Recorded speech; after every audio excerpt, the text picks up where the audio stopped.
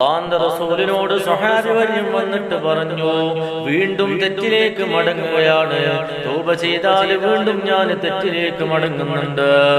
ആ സമയത്ത് അല്ലാഹുവിന്റെ റസൂൽ പറയുകയാണ്, തുബ് ഇലല്ലാഹി തൗബതൻ നസൂഹാ, നസൂഹായ തൗബ നീ അല്ലാഹുവിലേക്ക് നടത്തണേ. അവസാനം ഹുബൈബ് ഇബ്നു ഹാരിസ് റളിയല്ലാഹു അൻഹു അല്ലാഹുവിന്റെ റസൂലിനോട് പറയുകയാണ്, നബിയേ, ഏതുവരെയാണ് ഞാൻ തൗബ ചെയ്യേണ്ടത്? തൗബ ചെയ്യേണ്ടത് ഏതുവരെയാണ്? ഞാൻ തെറ്റ് ചെയ്യുന്നുണ്ട്, വീണ്ടും തൗബ ചെയ്യുന്നുണ്ട്, അങ്ങനെ ഏതുവരെ പോകണം നബിയേ? ആ സമയത്ത് അല്ലാഹുവിന്റെ റസൂൽ പറഞ്ഞു, ഹത്താ ഹുവ ശൈത്വാനു ഹുവൽ മൗസൂറു,